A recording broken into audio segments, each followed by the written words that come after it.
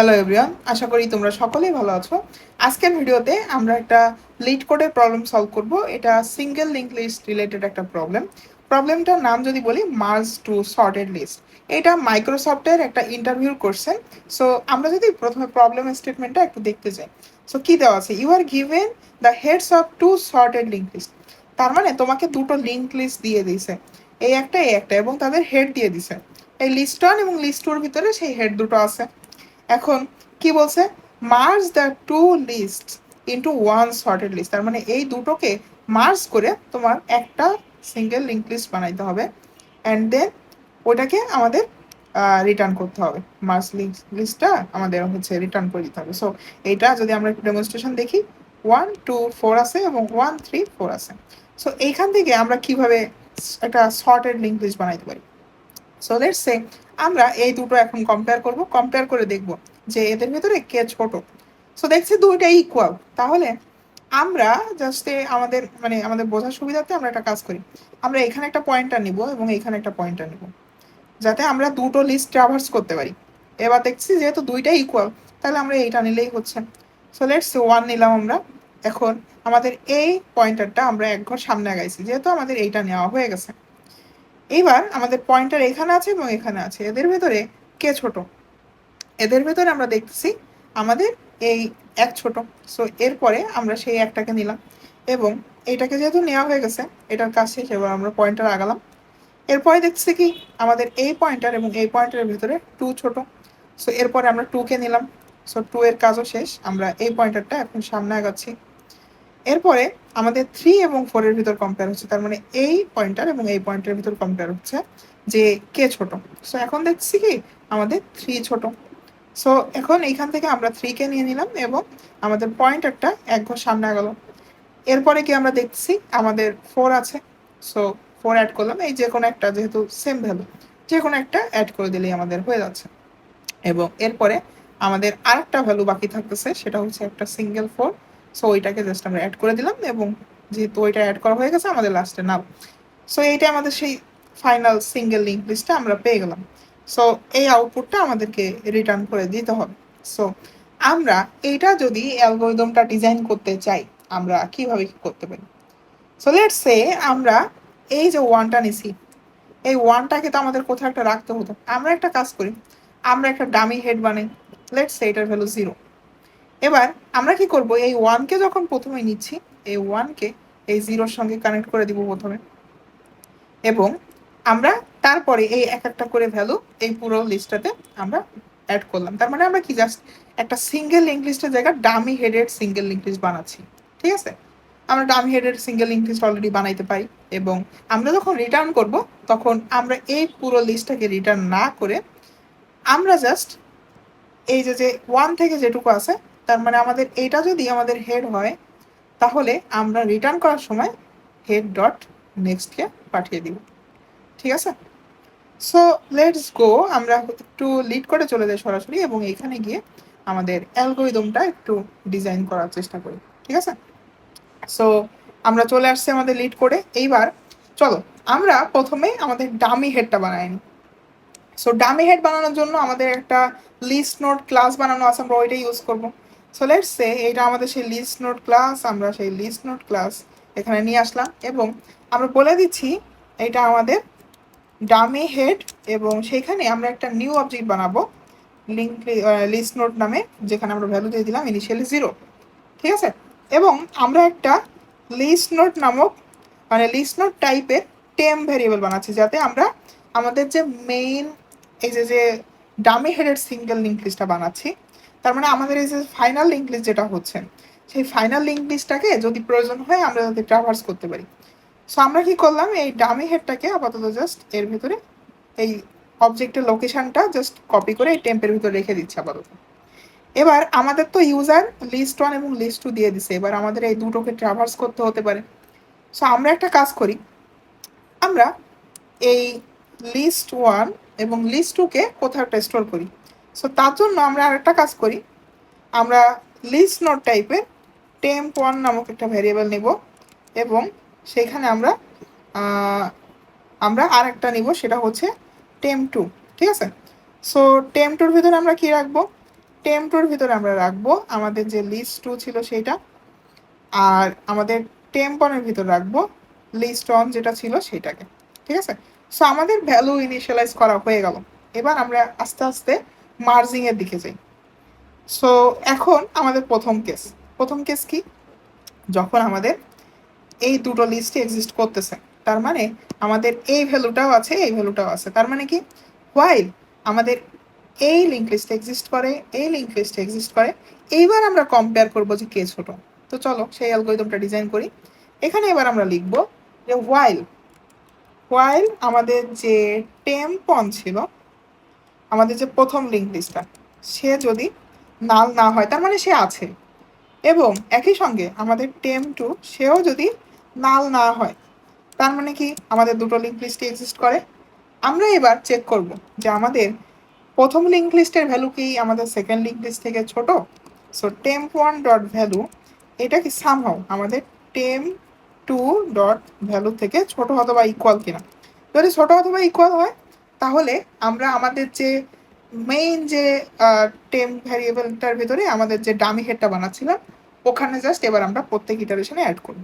So সেটা কি করতে পারি, আমরা যদি টেম্পের সঙ্গে তার নেক্সটের সঙ্গেই যদি আমাদের একটা নিউ অবজেক্ট বানায় জাস্ট অ্যাসাইন করে দিই, তার মানে আমরা কি করতেছি, আমরা এই যে লিস্ট নোট ক্লাস বানাইছিলাম সেই লিস্ট নোট ক্লাসের নিউ একটা অবজেক্ট বানাচ্ছি, এবং সেইখানে কি করতেছি, আমাদের বর্তমান টেম্প অনের যে ভ্যালুটা ছিল সেটা কপি করে এখানে দিয়ে দিলাম। ঠিক আছে, আচ্ছা এইবার আমাদের টেম্প ডট নেক্সটের ভিতরে আমাদের এই তোমার ইয়েটা তো অ্যাড করা ডান, টেম্প ওয়ানটা তো অ্যাড করা ডান। সো এবার আমরা কি করব, আমাদের টেম্প ওয়ান যেহেতু অ্যাড করা হয়ে গেছে তাহলে আমরা টেম্প ওয়ান এক ঘর সামনে আগাই আমাদের পয়েন্টারটা। So temp one dot next সামনে আগালাম।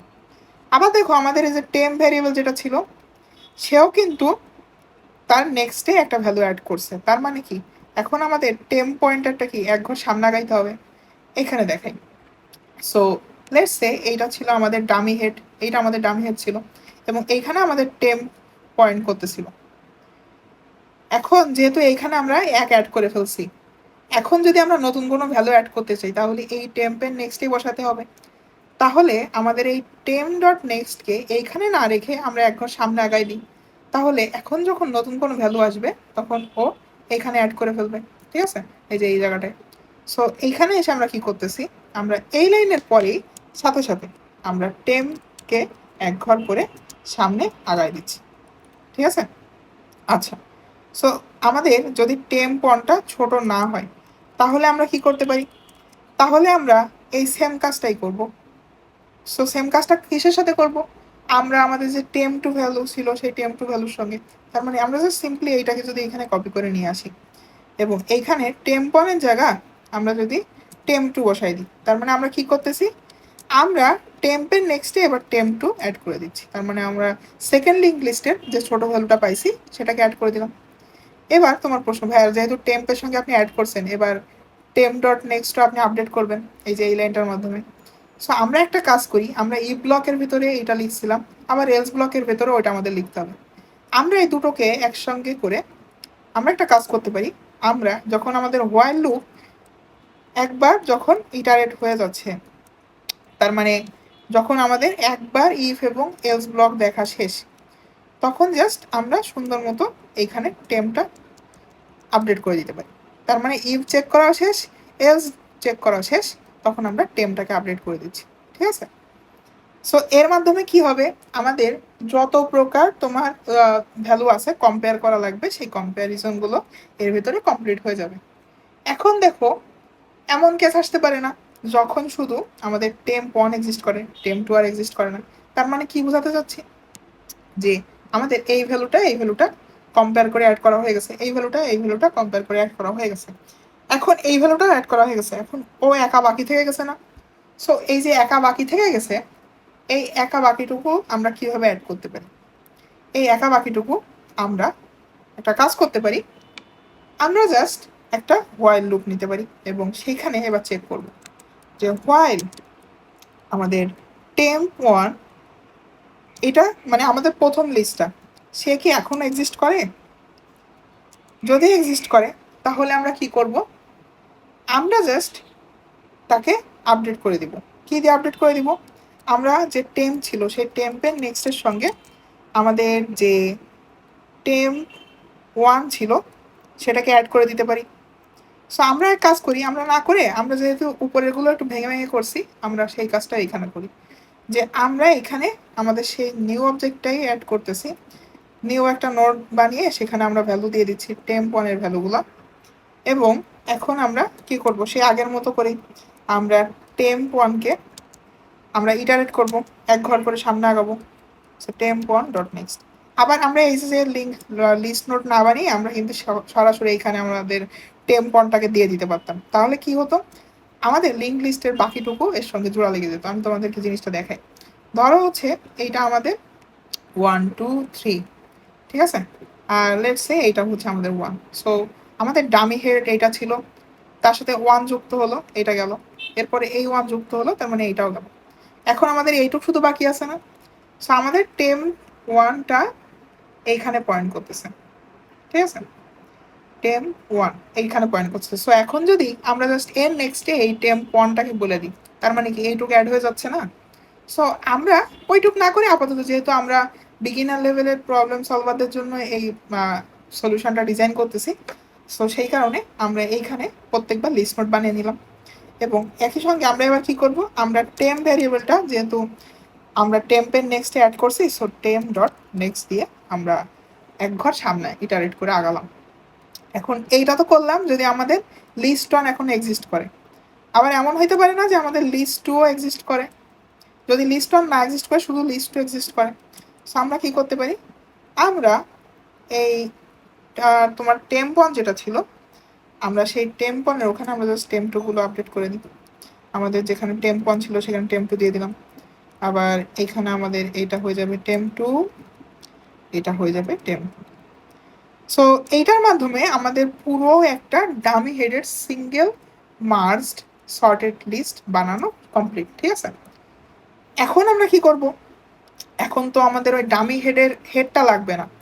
সো আমরা এবার জাস্ট নর্মালি রিটার্ন করব। কি রিটার্ন করব, আমরা এই লাইনে এসে রিটার্ন করে দিব যে আমাদের ভাই ডামি হেডের যে নেক্সটটা। সো ডামি হেড কোনটা ছিল, এই যে আমরা যেখানে ভ্যালু অ্যাসাইন করছিলাম আমাদের 0 নাম্বার নোটটা। সো ডামি হেড এইটার নেক্সটকে জাস্ট আমরা পাস করে দিচ্ছি। সো এখন যদি আমরা কোডটা একটু রান করে দেখতে চাই যে আমাদের কোডটা হয়েছে কিনা, তাহলে আমরা ওকে অ্যাকসেপ্টেড। সো আমরা যদি আবার সাবমিট করে দিই, তাহলে আমরা দেখতে পারবো যে আমাদের সব টেস্ট কেসগুলো পার করছে কিনা। ওকে, সো আমাদের 208টা টেস্ট কেসই অ্যাকসেপ্টেড হয়েছে, আমাদের সবগুলাই অ্যাকসেপ্টেড হয়েছে। অ্যান্ড স্পেস কমপ্লেক্সিটি এবং টাইম কমপ্লেক্সিটি এই দুটো যদি আমরা একটু দেখতে চাই, তাহলে আমরা একটু অ্যানালাইসিসটা দেখার আগে আমরা জাস্ট নিজেরা একটু অ্যানালাইসিস করা ট্রাই করি। যেহেতু আমাদের এম প্লাস এন আসছে, order of M plus N. So M plus N কেন আসছে, যেহেতু আমাদের দুইটা লিস্ট নিয়ে আমরা কাজ করতেছি। সো একটা লিস্টের লেন্থ এম হইতে পারে, একটা লিস্টের লেন্থ এন হইতে পারে। সো এটার জন্য আমাদের তো ওই এম সংখ্যক প্লাস এন সংখ্যক টোটাল ইটারেশন করতে হচ্ছে। তার মানে কি, আমাদের এখানে যদি একটু আসি, এই দেখো, এই যে আমাদের এম প্লাস এন এর যত সাইজ হবে আমাদের ফাইনাল লিস্টের সাইজ ততটুকু হবে, তাই না? সো এটার মাধ্যমে আমরা কিন্তু আমাদের সেই তোমার time complexity order of M plus N সেটা বলতে পারি। তার মানে আমাদের দুইটা লিস্টের যে যোগফল সাইজের, সেটাই আমাদের time complexity order of M plus N. এবং স্পেস কমপ্লেক্সিটির কথা যদি বলতে চাই, যেহেতু আমাদের কনস্ট্যান্ট মেমোরি স্পেস এখানে ইউজ হয়েছে, তার মানে কি আমরা জাস্ট অবজেক্টের সঙ্গে অবজেক্ট জোড়া লাগাইছি, আমরা আলাদা করে রান টাইমে কোনো মেমোরি স্পেস ইউজ করি নাই। সো সেটার জন্য আমাদের space complexity order of 1। So hopefully এই প্রবলেমটা কিভাবে সলভ করলাম তোমরা বুঝতে পারছো। আমরা পরবর্তী ভিডিওতে অন্য কোনো প্রবলেম সলভ করার ট্রাই করব। ততক্ষণ পর্যন্ত ভালো থাকো সবাই।